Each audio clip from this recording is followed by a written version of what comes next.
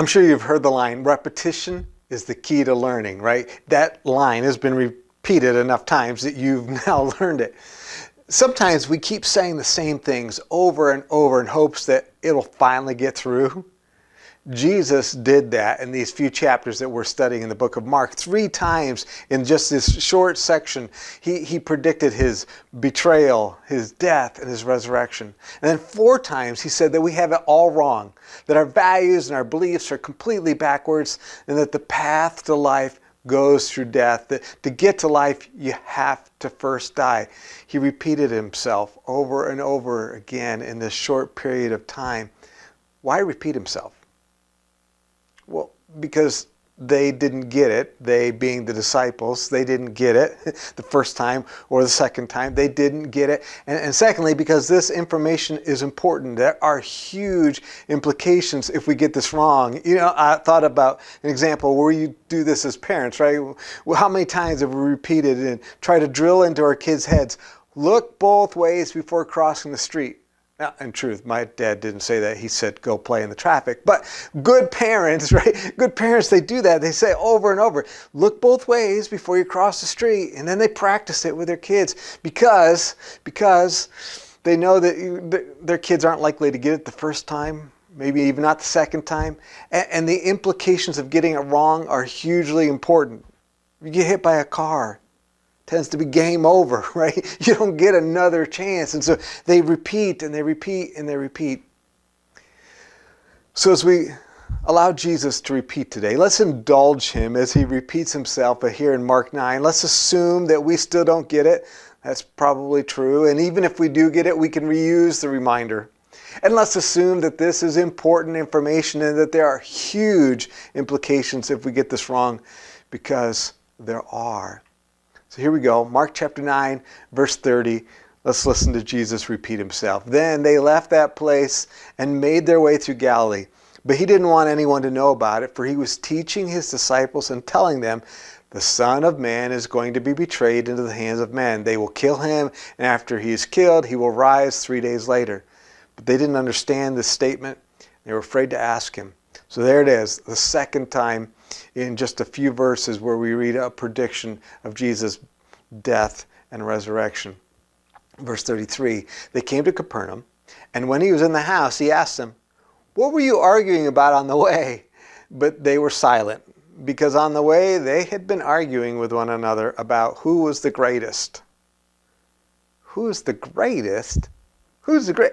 Kids argue about this stuff, right? I mean, kids, what? Disciples? That's what you're arguing about? Kids argue about this stuff. I've got a daughter who teaches second grade, and if you remember back to your childhood, if you went to a public school, there's this thing, when it comes time to leave the classroom, we line up, right? We line up at the door, and there's this mad rush, race to be the front of the line, to get to the front of the line, to be first, right? That's what they want to do. Why? Well, because they are so excited about getting to wherever they're going next. Well, maybe, but more likely, it's like already by second grade, they figured out that there's a pecking order in life, right? And that if you can get to the front of the line, if you can get ahead of Billy, and if you can get ahead of Rianne, if you're right, then you are, well, you're the greatest, right? So kids argue about this stuff, and they do it with words, but then they do it with actions. I'll race you to the door and stuff. And of course, if you are remembering those days, or worse yet, if you're reliving those days because you're a second grade teacher, what do you do when there's this big fight and scuffle right there at the front of the line?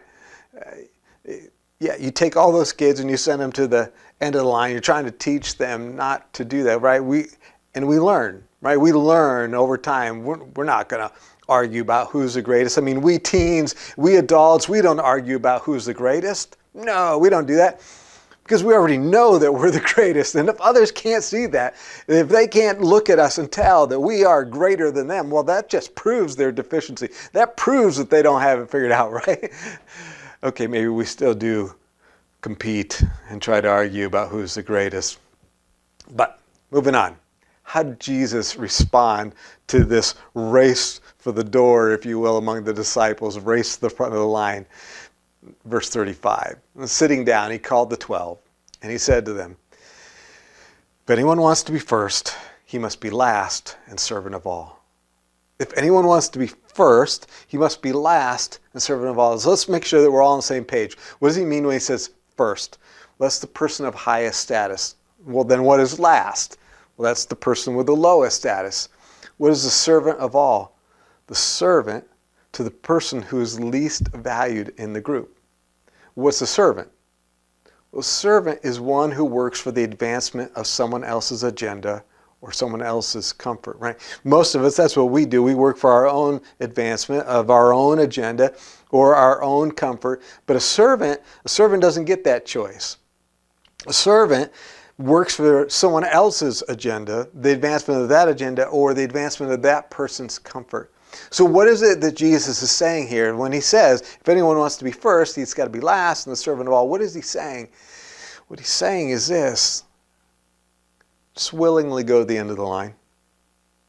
If we want to use our second grade example, you can think of other examples, but I think that's one we can picture. Willingly go to the end of the line. And not because, we hate where we're going and so that way we'll be last. Not that. But we just willingly say, I'm not going to compete and I'm fine. And I will serve. And this matters to those people, so I'm going to let them go in front of me. Willingly go to the end of the line. And then Jesus, next, he decided to illustrate this lesson for them so that they could visualize the lesson.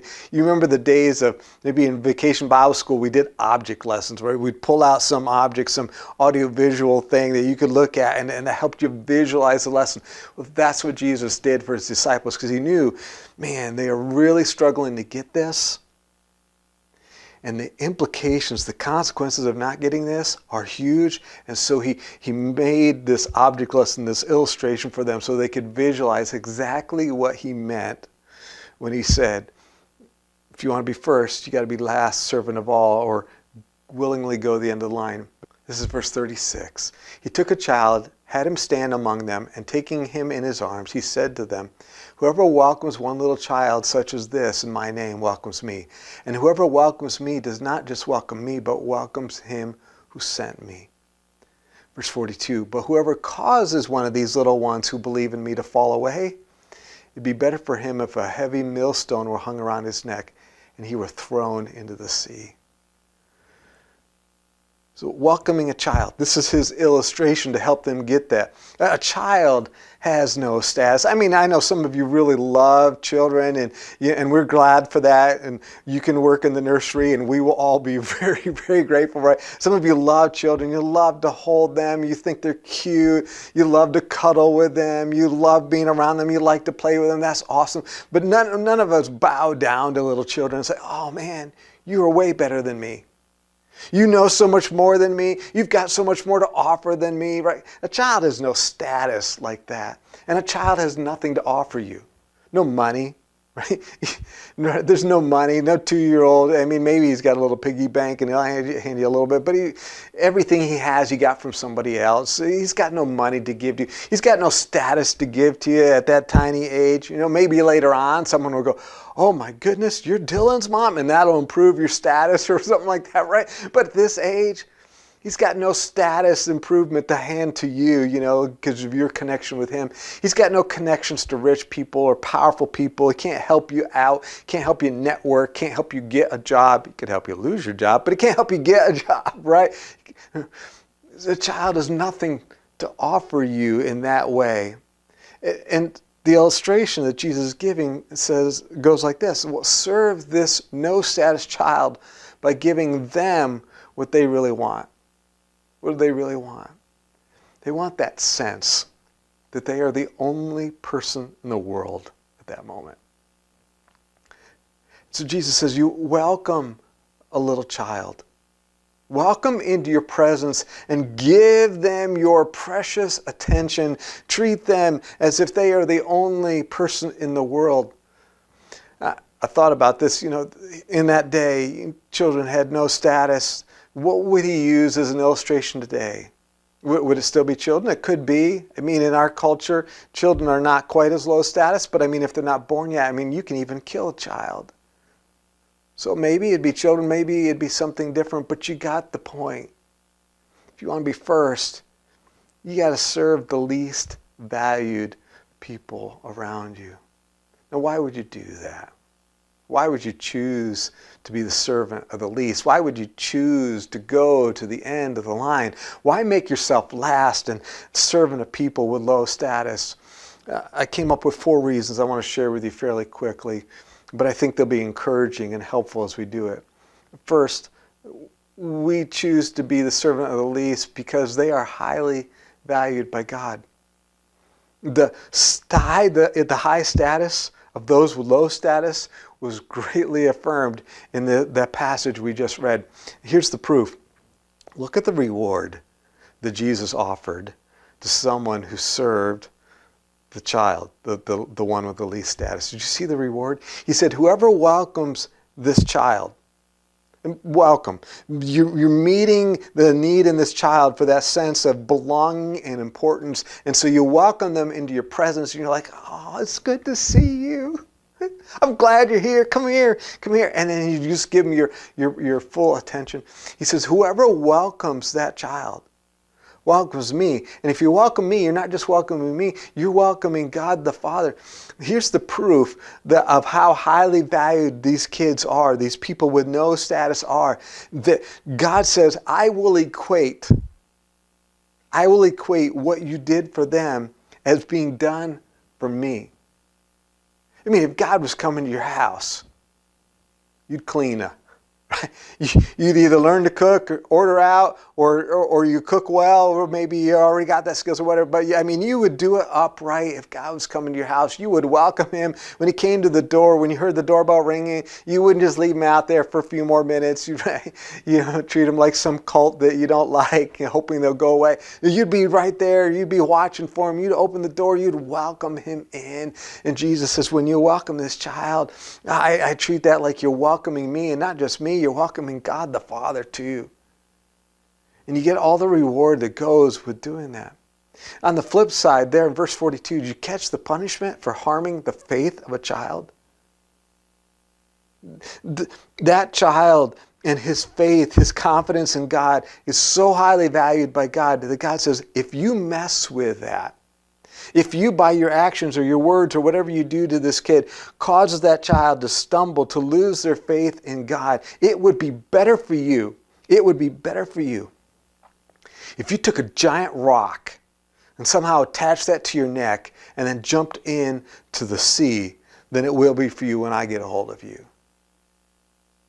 This is huge. Huge rewards. A ridiculously big reward. A ridiculously big punishment, it would seem. Why? I mean, it's a kid. Yeah, it's a kid who's highly valued by God. So that's one reason we choose to be the servant of the least, because the least are highly valued by God. The second is because that's what Jesus does. That's what Jesus does. Mark 10 verse 45, just a few verses later. For even the Son of Man did not come to be served, but to serve and to give his life as a ransom for many. God's like, I didn't come to be served, but to serve. Unpack that. Greatness isn't gained by who or how many serve you. Greatness isn't gained by who serves you or how many you can get to serve you. That's leverage. That's not greatness. You want proof? Check out what those people say about you when they're not serving you, when you're not right around and they don't think you're listening. They don't think you're great. You just have leverage over them in some way. Greatness is proven by serving others. Great people serve people who have nothing to offer them. That's what God does. God serves us, and I assure you we have nothing of great significance to offer him. Third, why serve the least? Because this is a practical way to follow his example of trusting the Father. Even though it means suffering and the death of our false self before glory and eternal life. This is a practical way to show God, yeah, I trust you, that this is the way to live. And it's going to cost me something. At times it's even going to feel like dying. But all that's really dying is my false self. So I trust you. We're going to do it your way. Number 4, why? Why serve the least? Because you can afford to do it. You can afford to. You don't have anything you need to prove. You also are highly valued by God. You can afford to do this because you don't need to extract this praise out of people. You don't need to try to get greatness by forcing people to serve you, to getting some leverage over them, whether it's financial or some other way, to get them to do what it is you want them to do to serve you. You can afford to serve others because you also are highly valued by God. We sandwiched in between the two parts of the illustration about Jesus with the child. Mark includes another story. I skipped it. This is verses 38 to 41. Let's go back and look at it now. John said to him, "Teacher, we saw someone driving out demons in your name, and we tried to stop him because he wasn't following us." "Don't stop him," said Jesus, "because there is no one who perform a miracle in my name who can soon afterwards speak evil of me. And for whoever is not against us is for us." Check out verse 41. "And whoever gives you a cup of water to drink in my name, because you belong to Christ, truly I tell you, he will never lose his reward." You also are highly valued by God. What's the proof? Right there in verse 41. Do you see the reward? God says, I promise to reward whoever does even the smallest thing to help you, simply because you are a Jesus follower and you're trying to do what God wants. And if they come alongside you and they do some small practical thing to help you along the way, I will note it and I will reward it. I'll note it and I'll reward it. I thought about this. It happened to me just recently. Someone in our church just sensed that they should be trying to encourage both their pastors. And so they did something. And for them, they probably would say, "This is no bigger of a deal than, oh man, you look thirsty. Here, let me get you a cup of water." But they served Pastor Joel. They served me. They did this thing to just simply to encourage and keep us in the game, if you will, right? Now, I got to tell you, when that happened, God noted that. And God intends to reward it. And you notice the strong language there? He says, they will never lose the reward. There is nothing that can take away that reward that has been put away for that individual. You are that valued by God. Anyone who does just the least practical thing to help you on your way, to help you live, help you keep going,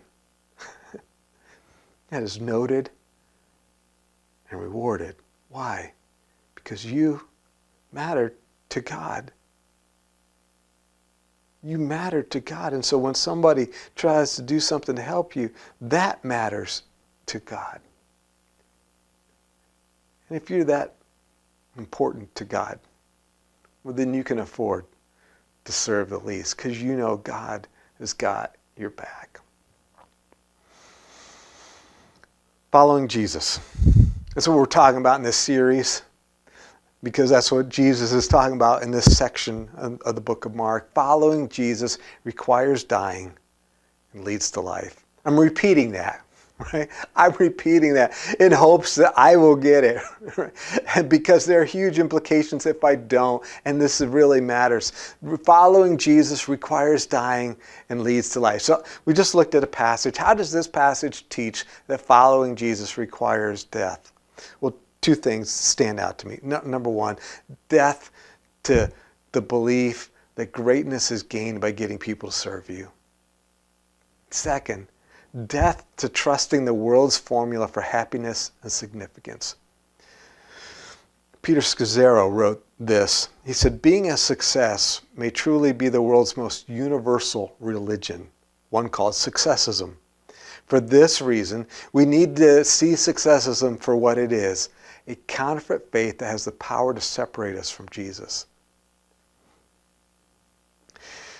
There's a term, syncretism, believing two competing things at the same time, living out two faiths at the same time. It is not uncommon for Christians to be syncretistic.